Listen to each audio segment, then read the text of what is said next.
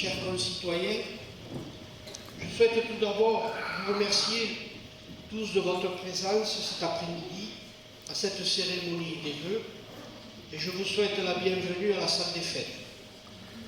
C'est donc avec grand plaisir que je vous accueille et j'aimerais tout d'abord, à mon nom personnel et au nom du conseil municipal, vous présenter mes vœux pour cette nouvelle année qui débute. Des vœux de santé, bien sûr, parce que c'est au fond l'essentiel de ce que l'on peut se souhaiter et parce que c'est ce qui nous permet de tout affronter.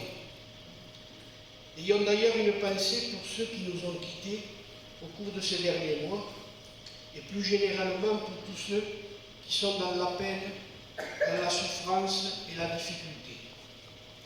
Et puis, comme l'a si bien dit Jacques Brel, nous vous souhaitons des rêves à ne plus en finir et l'envie furieuse d'en réaliser quelques-uns, d'aimer ce qu'il faut aimer et d'oublier ce qu'il faut oublier, des passions, des silences, des chants d'oiseaux au réveil, des rires d'enfants, de résister à l'enlisement, à l'indifférence et aux vertus négatives de notre époque. Et surtout, nous vous souhaitons d'être vous, d'être fiers de l'être et d'être heureux, car le bonheur est notre destin véritable. Cette cérémonie, vous le savez, est l'occasion de parler un peu de la situation du pays, beaucoup de la commune, et de faire un bilan d'étape et de vous présenter nos projets pour les mois à venir. Tout d'abord, j'espère que ces fêtes de Noël et de jour de l'an vous ont permis de passer du temps entouré de celles et ceux qui vous sont chers. J'espère que ces bons moments de convivialité et de fête vous ont fait oublier la situation morose du pays. Cette année 2023 n'a pas été toujours facile pour vous, avec l'inflation et les guerres qui agitent le monde. Cette année 2023 qui a vu la situation économique se dégrader et le chômage repartir à la hausse. Cette année 2023 qui a subi encore la flambée du prix des carburants. Cette année 2023 qui a vu le dérèglement climatique se dégrader encore avec des canicules, des tempêtes, des inondations. En fait, que des mauvaises nouvelles qui ont tendance à nous démoraliser. Sur le plan local, en ce qui me concerne, malheureusement, j'ai davantage de mauvaises que de bonnes nouvelles à vous annoncer. Je vais commencer par les mauvaises. La situation économique qui vous touche dans la vie de tous les jours impacte également la commune. Les dépenses explosent et les ressources diminuent. Nous devons sans cesse faire des choix difficiles en matière d'investissement et aller uniquement à l'essentiel. La commune n'a pas été retenue en état de catastrophe naturelle suite à la sécheresse de l'été 2022. Je considère que c'est une décision injuste qui pénalise de nombreux éparchois qui ont subi des dégradations sur leurs maisons d'habitation. Il est d'autant plus injuste que les communes voisines de Sainte-Suzanne et des Alpes ont bénéficié de l'arrêté de catastrophe naturelle. Il semble que les conditions climatiques ne sont pas les mêmes avec nos voisins. Autre mauvaise nouvelle qui pénalise fortement les habitants de Saint-Ibar et des alentours, le manque évident de transport en véhicule sanitaire. Le seul prestataire qui assume normalement ce service ne répond plus à la demande. La commune a permis dernièrement l'installation d'un taxi qui n'est pas homologué pour le transport sanitaire. Nous faisons le nécessaire actuellement afin d'obtenir une dérogation de conventionnement qui se heurte au refus de la CPAM de l'Ariège. Considérant que les éparchoises et les éparchois subissent la double peine, nous avons saisi le préfet de l'Ariège sur ces deux problèmes. À ce jour, nous n'avons aucune nouvelle du représentant de l'État. Je puis vous assurer de toute la détermination de la municipalité afin d'obtenir gain de cause sur ces deux dossiers. Malgré la morosité du moment, il y arrive quand même qu'il y ait quelques bonnes nouvelles. En premier lieu, la fibre, l'arrivée de la fibre, qui fait rentrer notre commune dans le XXIe siècle. Cette amélioration sensible de la connexion permet à beaucoup de salariés d'avoir recours au télétravail.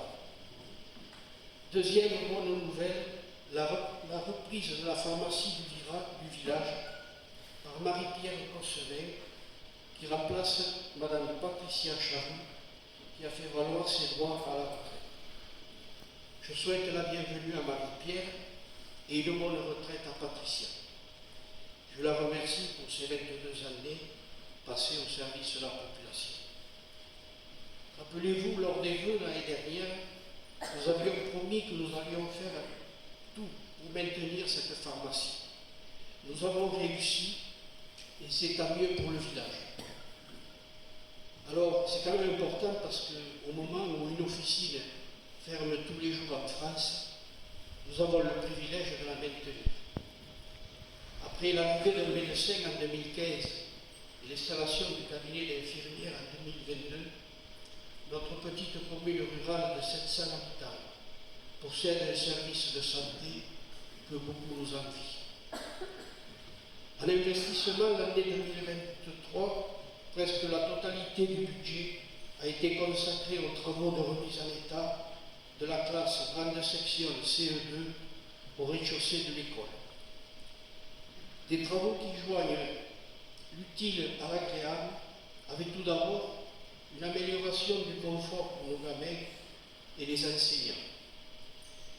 La commune bénéficie également un retour sur investissement par une baisse importante des consommations d'énergie et du même coup une économie financière non négligeable sur le budget dépenses.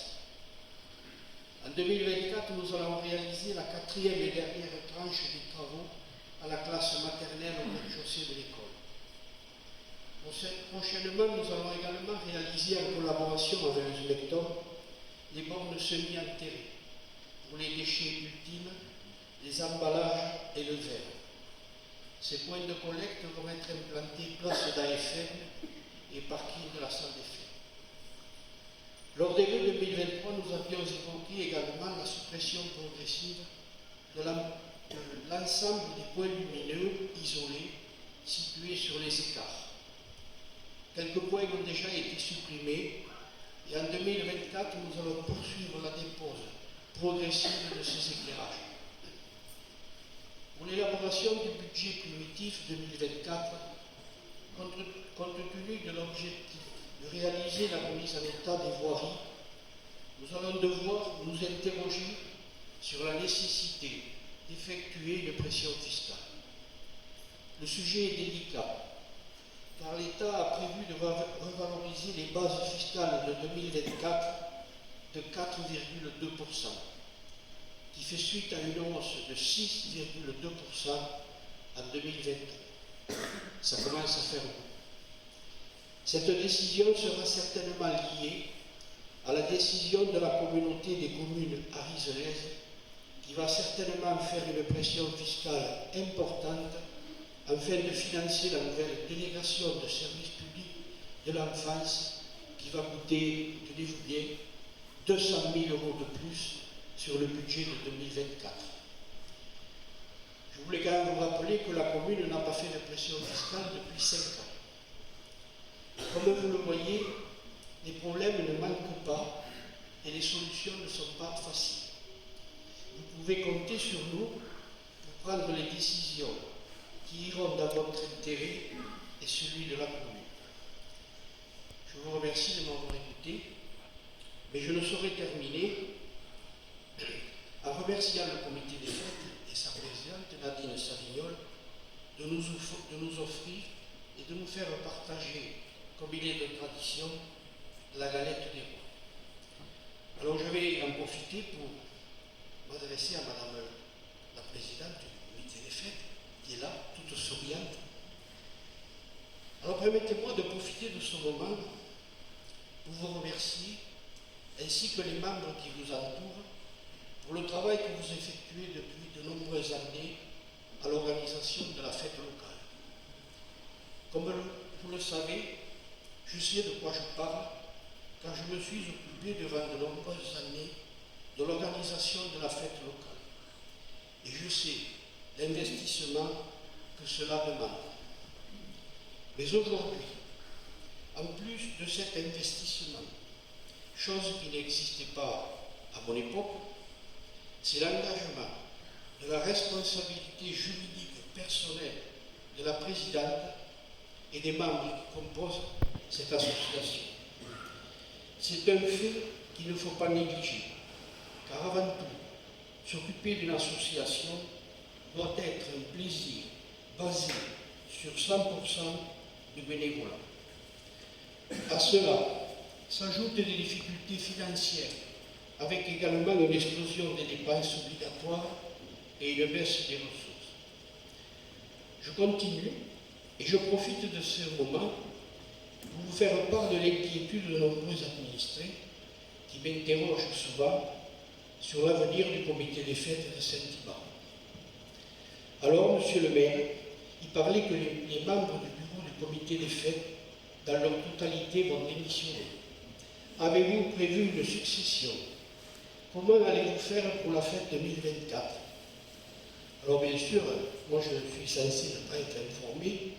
Je réponds que je ne suis pas plutôt informé, oui, et que je souhaite pour cela qu'une assemblée générale soit organisée le plus rapidement possible.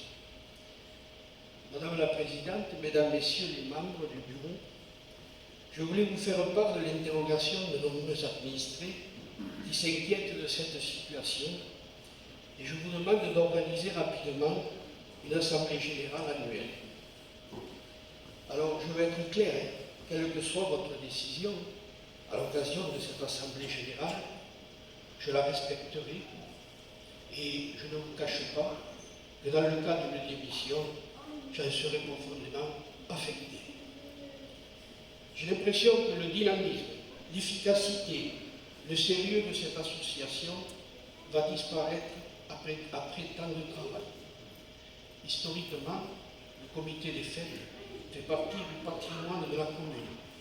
C'est dommage s'il n'existe